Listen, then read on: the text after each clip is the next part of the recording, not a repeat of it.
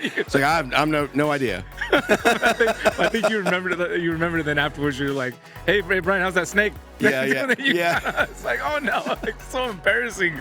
Howdy, folks. Brian Kusko here at Redline Report, and today we're going to sit down with Chad Holker. Chad has been in this for a long time, and he's doing it a little differently than anybody else I've ever talked to that has been doing it for this amount of time, 30 years. So we're going to hear from Chad. You're watching Redline Report. Dave he was telling me before he left, and I can't remember if it's true or not. I'm sure I've seen it, but he said he had you on his chest tattoo. It's a fact. It's a huge chest piece. Big old chest piece of like your face, or your. Well, I have a T-shirt done of this logo and a sticker made. He had the same guy that did my logo draw up a joke logo with me basically naked, implied, riding an eagle, like a traditional tattoo style. Riding an eagle with like a snake in the image, which is like a cool tattoo, but it looks like me a lot. It's like, so he surprised me with this in person, and he kept it from me. My brother did the tattoo. My brother's my tattoo artist, and got with my brother, had this thing done, and had this chest tattoo done, and showed up to Arlington with like a blazer with it open and this tattoo for me to see it. He did that. He went that far for a joke. It's amazing. It is amazing because I had my chest tattooed and it sucks so bad. So I know what he went through to get that done. It's a lot. Wow, it's a lot. That's something else. So man. now I not feel obligated. I have to get a Dave tattoo at some point. I have to. But can you imagine like his caricature tattooed? It would be perfect. I just love like the hilarity. Like you said, like it's funny, but it's also like. It's kind of beyond. It's more than funny. Like it's correct. It's funny. It's hilarious. It's a statement. It's a statement, but it's a statement of love. For sure. Yeah. He wouldn't do that with anybody. He wouldn't be just anybody on his chest. Yeah, it's a big deal. Yeah, it's a big deal. It is a big deal, and it's cool. I love that it's kind of like it's like wrapped up in this idea of comedy and fun. But if you get to the reality of it, it's like there's some real love. Oh yeah. We've been homies for a long time. We talk every day. There's not a day that goes by we don't talk. So. And anytime we get opportunity, anytime we're around, like it's just us, man. Like it's we're a clique, and everybody else kind of joins in. That's how it feels. Yeah, that's cool, man. Well, how long have you been in this? How did you get into this? Like, so I started as a hobbyist when I was like 18, man. Like I moved out early from my parents' house. They would never allow reptiles. I think I had some fence lizards in the knolls and stuff as a kid. Always fascinated though. Anytime I would go to a pet store and they had reptiles as a kid, mind blown. I just was fascinated. Would never allowed to keep them though. So when I moved out, even a broke minimum wage employee teenager, man, like I started just collecting reptiles, and eventually, within a couple of years, started breeding them. And I worked at a pet shop, a nice exotic shop in Virginia Beach. Okay. Since been closed, but it was very big. It was an exotic shop relevant to this industry at the time. So in the early '90s, the guy that ran that shop was a breeder, so we were his helpers at the venues that he would go to, and so Orlando was on the list, Tampa, these big shows. We were helping him vend, and we got bit by the bug quick. So my first big show that I was at was Orlando, which was Daytona now, in '95. So since then, I've been thinking about breeding reptiles and raising them as a hobby level. And it wasn't long, man. After a couple of years of helping somebody else, me and a couple of buddies started our own thing and started vending as hobbyists together. And it's just been snowballed from that point, man, all the way from we're at 30 years now, Yeah. The past few years, though, like I've been a fireman for over 20 years now. Okay. So 21 now this month. Wow. And I'm coming up in retirement soon. So the last probably 5 years, I've been very serious investing into this because I know I can do it. So I've just been putting my money into this and really, really trying to carve my path and to where I know this is going to take me. This is going to be my retirement gig. So it's working out, man. It's working out well. Yeah. Yeah. Mm-hmm. I think there was a moment, correct me if I'm wrong, but there was like a time I got very confused about something. I think what would happen was I was looking at like one of your animals, and then I bought something in that same time. Yeah. Of looking, and I was like, and in my mind, like it was a snake that had come from you. It didn't. Okay. But, Thought it did. no, I thought it did, and I think I walked up to your show. I was like telling you about the snake that I got for you. It's like I'm no idea. I think you remembered it. You remembered it. Then afterwards, you're like, "Hey, Brian, how's that snake?" Yeah. It's like, oh no, like so embarrassing. Like, yeah, that was. It's tough, man. There's so many people you end up buying from, and it does get confusing. Like where I got something from. I get it. Yeah, I get it for sure. Well, so has it always been like since '95? Mm-hmm. When did you go from? So '95 is when you started vending with a buddy, and Yeah, I had a couple partners at the time. Well, Scott and Dennis McNamara was one of them. Yes, So yes. we still live in the same town and we're close. We're best friends, man, and locally. But we've both expanded so much. We can't just keep partnering the booths. I'm doing 4 tables at most of my shows now, and I do a lot of shows. I'm making this more of a career, and he's still a little more hobbyist, and he can't travel as much. He doesn't have the freedom and the ability to travel and do the shows that I'm doing. So it made more sense to kind of split. And when did that happen? So '95, you guys kind of started like partnering I would together. say I started going off and doing some of my own shows and venturing out probably more the late 2000s, Okay. 08, 09. Okay. I was starting to go out. Tinley, I booked by myself in 11 or 12. So I've been doing a lot of these shows and branding myself probably since the late 2000s. Okay. Yep. And so it hasn't ever been full time. It's just been really heavy. It's always hobby. been part time. Always It's been always part-time. been a hobby level, part time. I was like a one table guy for up until probably 5-6 years ago, and then I'm only at 2 tables here because of the space, Yeah. But I'm doing 4 tables and filling them most places I go. Yeah, that's cool, Yep, man. yep. It's cool to see because I've heard some different stories and different like ways people have gone moving from full time to part time. But you've been in it of all the people I've talked to so far, you have been in it longer than Yes. anybody while staying like part time. Yeah. and still, but Just still having because I never went so hard that it overwhelmed me and forced me to make a big decision to just get out. Yeah. I never put myself in that position and never stressed myself that much to where it's never been something that's been like, man, I'm not going to be able to pay my bills. I've never done that to myself. I've Yeah. always been careful until once COVID happened, and right before COVID, I started really getting aggressive, and it helped, man. I started making so much money in COVID. I was able to invest all that money, or most of it, to where I'm way more relevant now than I've ever been. And all my production this year and last year is all coming from those investments. So it's just really, it's ramped up and it's working. I'm making good sales, and I feel like I have a relevant place in the industry now. Yeah. Sorry that my voice is so cracky. No, you're fine, man. I totally lost it. Yeah, grab a drink. Yeah, It sounds great. That was kind of my point. Is like you have stayed at a level where where if people can go big too big, sorry, 1,000%. I can't speak either. Too big, too quick. Too big too quick, Yeah, and yeah. then blow up and explode, and then it's Yeah. over.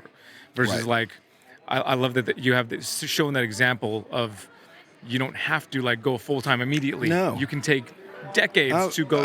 I was into a decade or 15 or longer before had enough animals to where it was like, oh man, I feel like I do feel full time at this because of how much work I put into it and how much I travel, and I'm also full time at my job. But at this point, I'm using all my vacation. I'm able to pay people to work my shifts, so I'm really putting more time and effort into this, and that's phasing out. So Yeah. I hope to make that transition in a couple of years.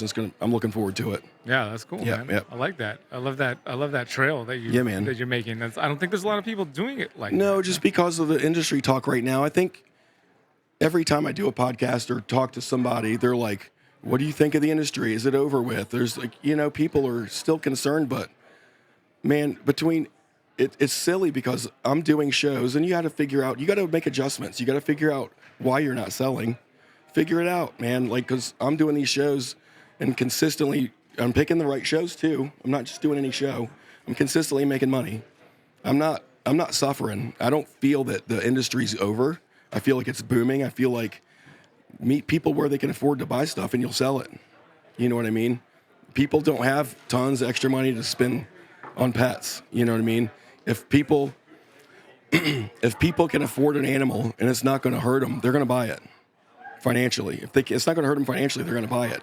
But that number might be a lot lower than we expect. You know what I mean? Sure. So I try to have a full range that people can afford, and then a really nice range of stuff for vendors to come look and invest in. So I try to hit it from all angles. Yeah, You know, that's smart. and if you're not doing that, I feel like the show circuit you're gonna suffer because you're not gonna be consistent. You're not hitting the full audience that comes into that show. Yeah, that's smart. You know what I mean? Has it been ball python since '95, or is it? No, I see. At that time, I was real heavy into colubrids and geckos and skinks. I had ball pythons then, but they were mostly normals when I started. The morphs weren't really a thing till like the late '90s, early 2000s. Right. But at that time, and I didn't have any financial backing. I was a pretty blue collar kid. I didn't have a lot of money, so I would save my corn snake money and my colubrid money and gecko money, and I bought an albino ball, like when they were expensive, and a pastel and a hypo, and I've snowballed it since then for sure. I started then. I started as early as these big guys. I just never. These guys had big imaginations and business sense and financial backing. If I had that, I feel like I could have done it, but I wasn't that guy. Sure. I wasn't that guy. I was a hobbyist. Well, what are the things that your biggest projects that you're working on, or do you have like main projects you're focusing on? Yeah. So the biggest one now I feel like I'm known for this year is the DG puzzle stuff I've hit.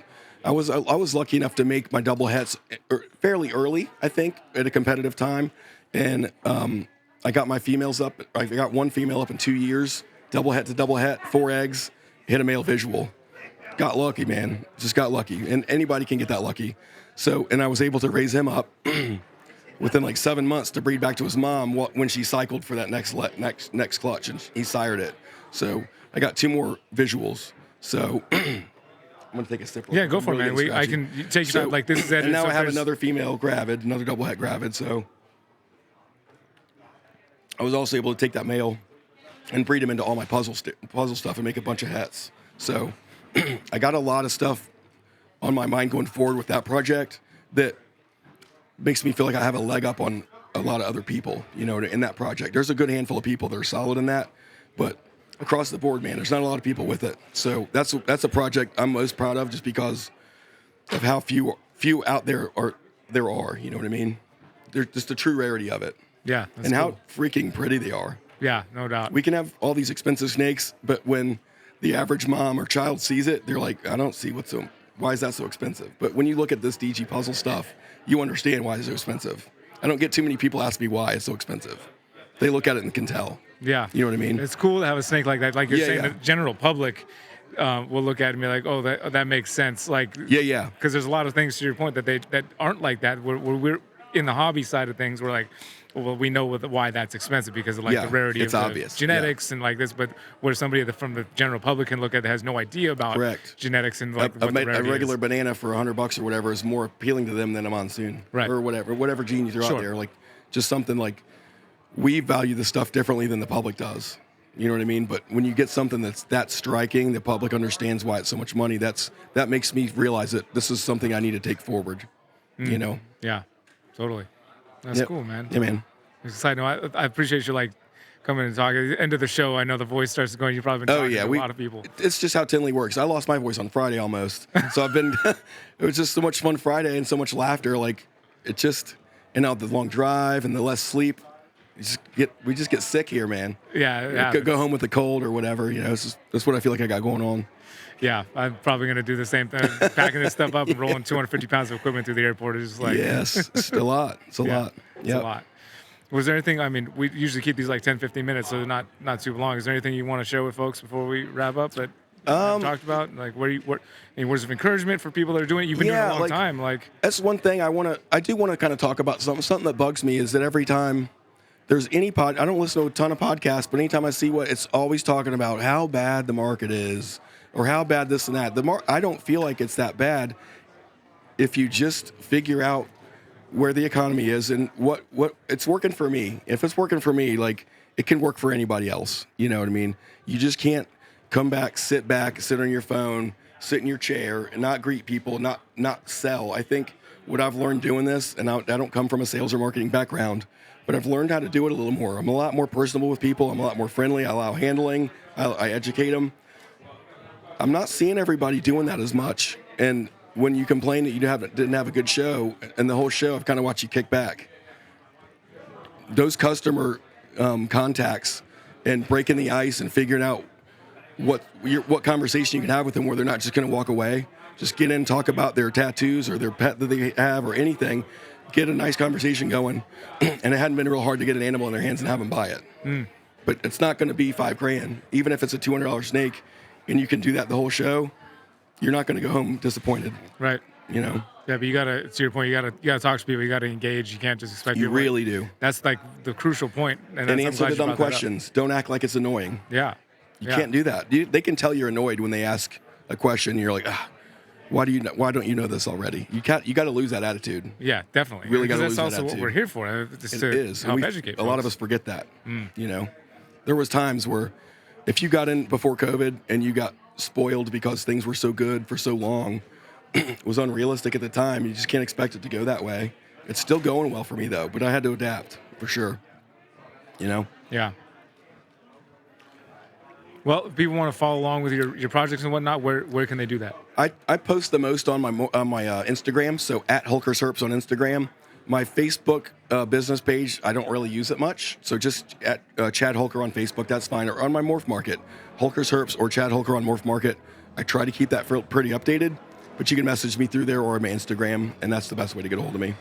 Cool. Yep. Thanks, Chad. Appreciate you taking time away from your table, bro. Appreciate you, buddy. Thank you guys for watching. Thank you, Chad, for taking the time to come over to your booth and do this. And thank you to everybody that takes the time. It's busy at these shows, and to come over and speak for a bit and have somebody run your table while you're away. Like, I always appreciate people making the time to do that. So thank you, Chad, for doing that. Follow the links down in the description to check out all of Chad's projects and see what he's got going on. Next week, we'll have another awesome interview right here on the Redline Report for you. And until then, y'all take care. Howdy, folks. Brian Kusko here at Whoa. Awesome. Good job. That's it. Cool, man. Easy enough. Yeah, that was easy awesome. enough.